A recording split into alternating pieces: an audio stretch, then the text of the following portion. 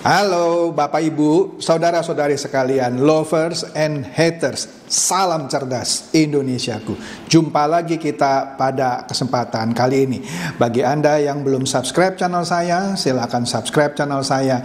Tekan loncengnya agar Anda dapat notifikasi setiap kali saya mengupload video-video saya. Oke, pada kesempatan kali ini saya akan membahas mengenai bagaimana nasib Bitcoin Anda jika Anda sebut sajalah ya berinvestasi di kripto, ya bisa Bitcoin, bisa Shiba Inu, apapun lah sebenarnya. Tapi kan yang paling populer Bitcoin gitu ya. Nah, yang akan saya bahas adalah bagaimana nasib kripto Anda, Bitcoin lah misalnya ya, yang paling populer ini, jika Anda berinvestasi di Bitcoin ini dan kemudian Anda meninggal. Apa yang terjadi terhadap Bitcoin Anda ini atau koin kripto apapun lah yang mana Anda berinvestasi. Oke?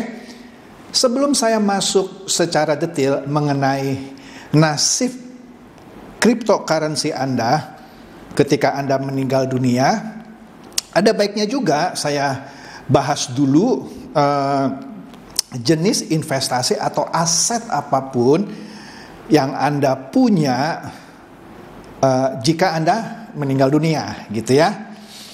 Oke, kita bicara dulu yang paling gampang gitu ya. Yang paling gampang adalah jika Anda punya tabungan atau deposito di bank. Nah, kalau Anda punya tabungan atau deposito, ini lebih mudah penanganannya maksud saya. Ketika Anda meninggal misalnya, istri Anda, atau kalau Anda wanita, suami Anda, atau anak Anda, atau siapapun lah yang ada hubungan keluarga ring satu gitu ya. Kalau keponakan, itu agak jauh ya. Ibu masih bisa, orang tua, ayah masih bisa.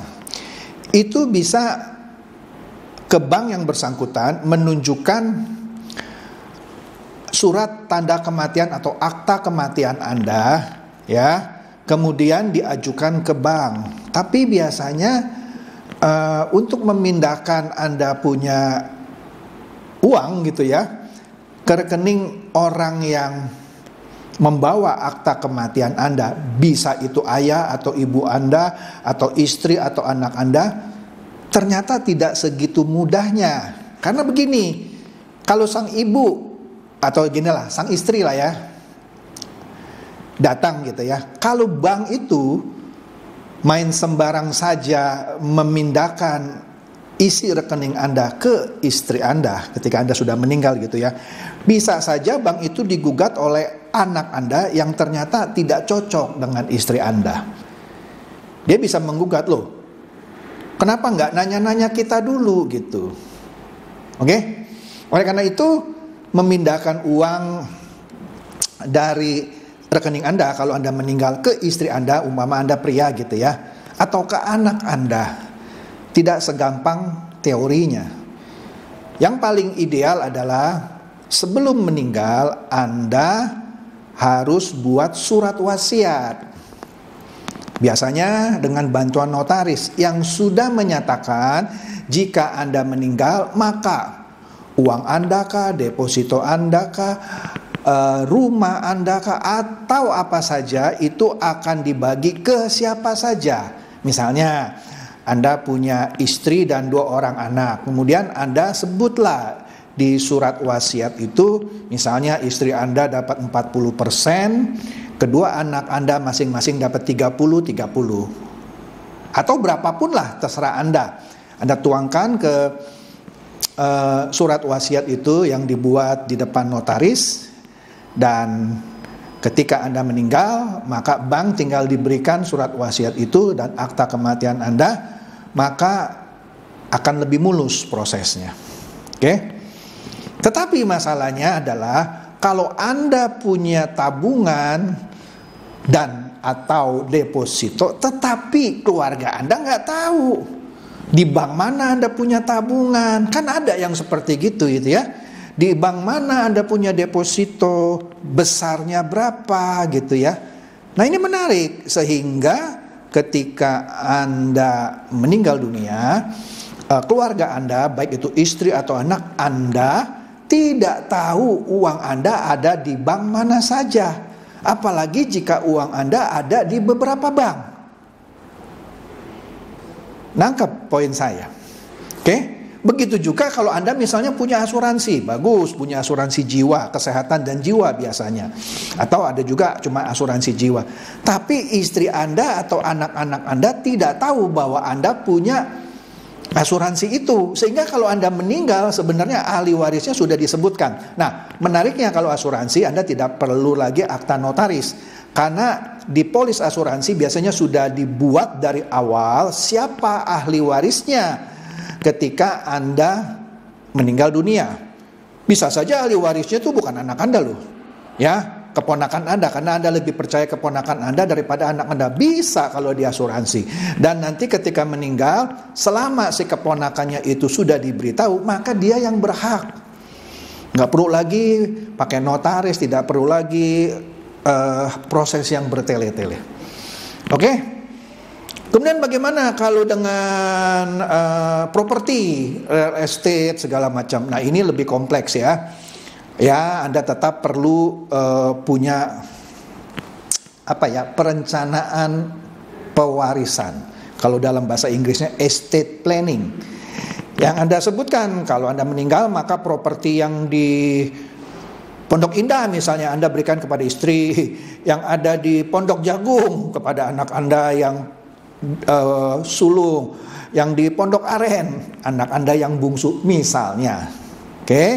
Sehingga ketika Anda meninggal sesuai dengan akta notaris itu, maka properti itu bisa diproses, diberikan kepada ahli warisnya, meskipun itu juga butuh proses. Nah, masalahnya adalah kebanyakan orang Indonesia tidak banyak yang peduli dengan yang namanya estate planning atau perencanaan warisan. Karena bagi mereka membicarakan hal ini adalah sebagai sesuatu yang tabu. Saya masih sehat lah, nanti aja lah menjelang kalau saya sudah sakit-sakitan baru saya kasih tahu, atau saya buat surat warisannya, istri berapa, anak berapa. Nah, yang benar adalah justru selagi Anda masih sehat, Anda harus buat surat perencanaan warisan ini, ya, atau surat wasiat lah sebut ya. Nah, Anda juga harus kasih tahu harta Anda ada di mana saja, karena ada loh pasangan suami istri yang suaminya tidak terbuka sama istrinya bahwa dia punya harta di mana saja, gitu ya. Sehingga ketika dia meninggal, maka hartanya, asetnya, uangnya di bank dan segala macam renyap. Bahkan yang lucu lagi, kalau dia punya safe deposit box, keluarganya nggak tahu bahwa dia punya safe deposit box. Jadi ketika dia mati, barangnya ada terus di safe deposit box itu. Kecuali banknya di kemudian hari menghubungi keluarga ini, ini nggak dibayar-bayar nih, ini gimana nih? Nah, kemudian barulah sang keluarga bilang, oh sudah meninggal orangnya, dan seterusnya.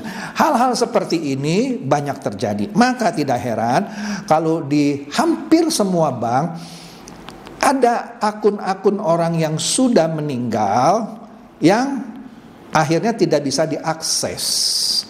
Ya, jadi uangnya itu ada di dalam bank itu aja. Jadi ya banknya untung lah gitu ya.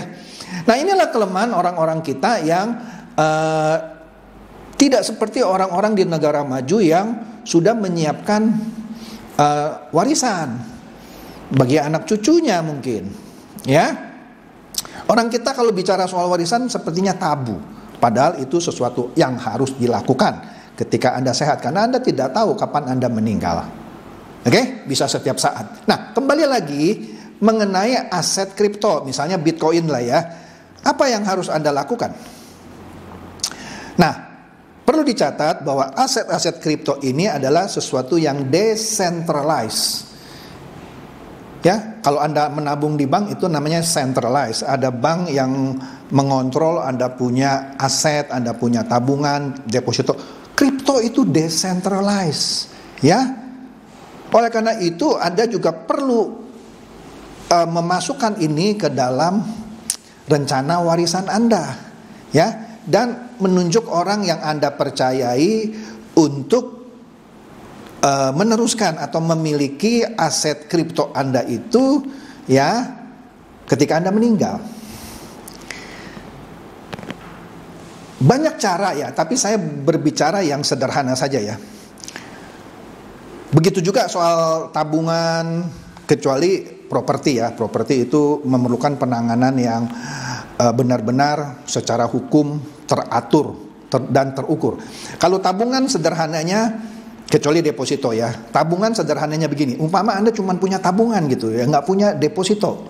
Ya gampang, Anda kasih tahu istri Anda, Bu atau Pak, ini tabungan aku. Ya, ini kartu ATM aku ada di dompet, gitu ya. Nomor PIN-nya sekian.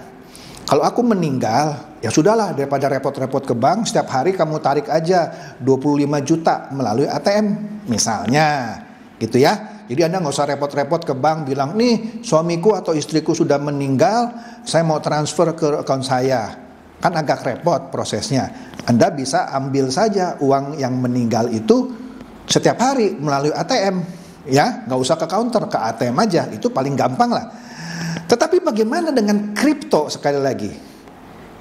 Jangankan kripto, deposito saja kan nggak bisa, harus orangnya datang mencairkan tanda tangan. Nah kalau itu tetap harus pakai surat-surat yang otentik, surat warisan yang sebelumnya sudah dibuat di akta notaris dan kemudian diproses. Nah kalau kripto, sebenarnya kripto ini kalau jumlahnya nggak besar, bisa juga Anda perlakukan seperti tabungan. Anda bilang kepada istri atau suami Anda, kalau Anda pria berarti Anda kasih tahu ke istri Anda, kalau Anda wanita Anda kasih tahu ke suami Anda atau ke anak Anda, bilang, ayah atau ibu investasi di kripto nih ya, di exchanger ini misalnya Indodax lah, atau ya banyak lah, ini contoh aja bukan promosi Indodax. Walletnya ini, cara aksesnya begini, ID-nya ini, passwordnya ini. Jadi kalau sewaktu-waktu saya meninggal, kamu langsung akses aja ya, terus kamu cairkan. Nah biasanya kan kalau akun kripto kita dihubungkan dengan rekening kita yang sebelumnya sudah didaftarkan lah. Misalnya saya punya akun kripto, biasanya saya link dengan saya punya rekening tabungan. Setiap kali saya mau withdraw, saya jual, saya masukkan ke rekening tabungan saya. Ya biarkan nanti ahli waris kita jual masuk ke rekening kita, dengan catatan rekening kita pun sudah diketahui oleh ahli waris kita dan dia tinggal tarik melalui ATM. Ya kalau jumlahnya kecil, cuman beberapa puluh juta atau beberapa ratus juta, gampang lah. Ya, karena kalau sehari Anda tarik 25 juta, kan sebulan Anda sudah bisa tarik 750 juta. Tapi kalau yang Anda invest itu puluhan miliar, bahkan ratusan miliar, gempor itu ya, tiap hari narik uang 25 juta. Nah, maka Anda harus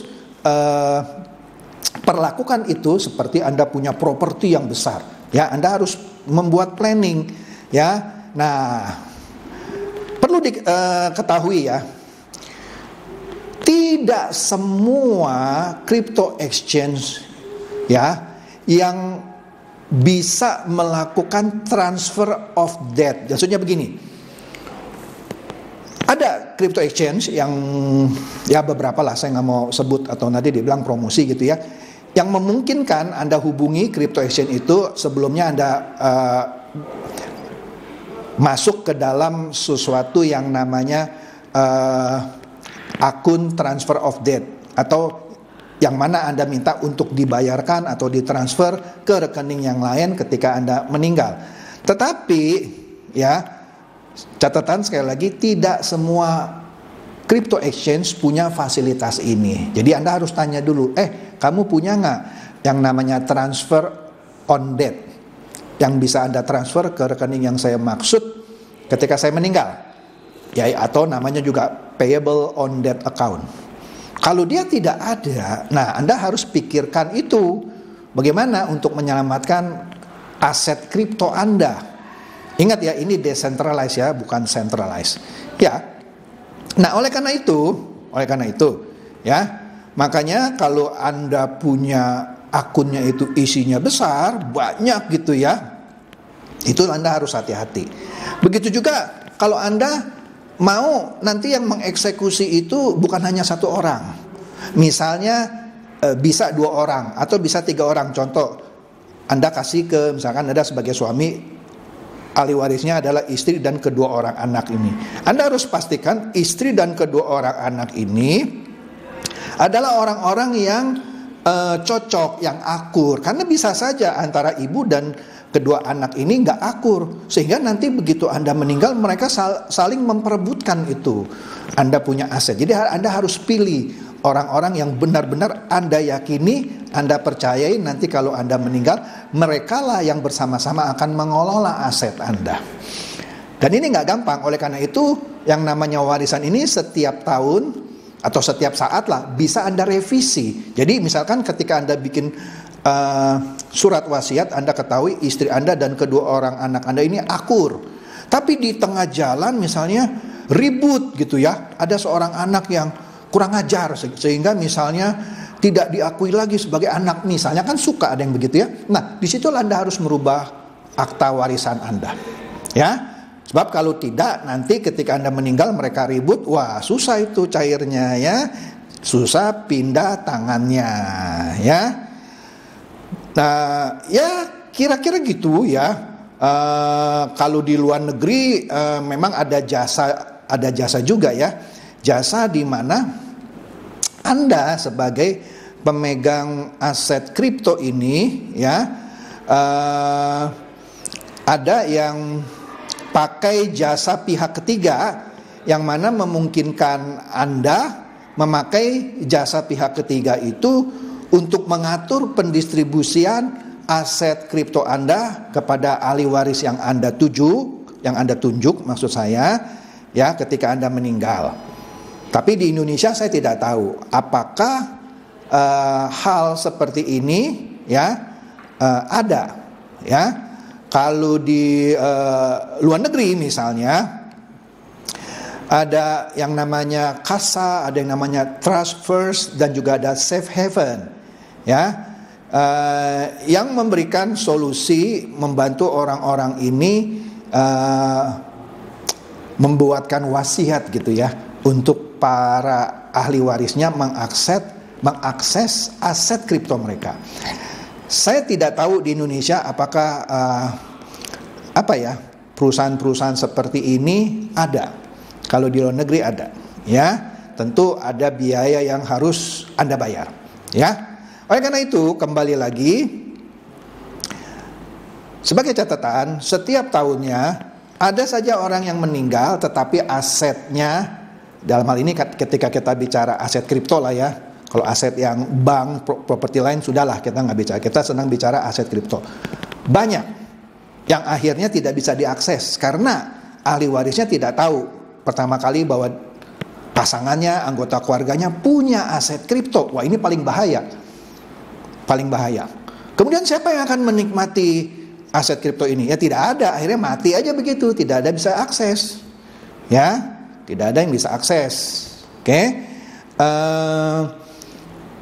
Ini yang paling bahaya. Jadi Anda punya aset kripto tapi anggota keluarga Anda tidak ada yang tahu. Wah, ini akan menjadi aset mati gitu ya. Dan itu lumayan, ada saja ya. Kalau tabungan misalnya atau deposito, kalau Anda mati dan tidak ada yang ngurus, mungkin pihak bank masih bisa diuntungkan karena dia bisa memanfaatkan uang Anda atau deposito Anda untuk dipakai untuk pembiayaan atau disalurkan sebagai kredit. Bank masih bisa dapat profit. Tapi kalau crypto exchange-nya itu juga nggak bisa apa-apa terhadap Anda punya aset, kecuali crypto exchange Anda itu juga berfungsi sebagai exchange yang bisa meminjamkan aset kripto Anda. Oke? Jadi demikian saja, jadi bahwa inilah efek jika Anda tidak siap membuat suatu skema atau rancangan warisan terhadap aset kripto Anda. Jadi lakukan itu, mau itu aset kripto apapun aset lainnya, ya, selagi Anda masih bisa. Jangan sampai Anda pikir Anda masih muda, Anda masih sehat, tiba-tiba besok Anda meninggal. Tidak ada keluarga yang tahu. Nah, ini lucu kan? Oleh karena itu, nah, mulailah jadi orang yang cerdas, ya. Mungkin masih belum terlambat bagi Anda yang belum melakukan yang tadi namanya perencanaan warisan, ya. Dan itu kalau di negara maju sudah banyak dilakukan, lalu di Indonesia masih sedikit gitu ya. Jadi tidak heran ketika ada anggota keluarga yang meninggal, kita nggak tahu dia punya uang di mana, atau jangan-jangan dia punya aset kripto di mana, atau mungkin dia punya asuransi jiwa tapi dia nggak kasih tahu. Bagaimana kita bisa klaimnya? Oke, semoga ini mencerdaskan dan mencerahkan Anda semua. Silakan share video saya ini kepada teman-teman, sahabat atau kerabat supaya mereka tambah cerdas dan tercerahkan. Seperti biasa, terima kasih.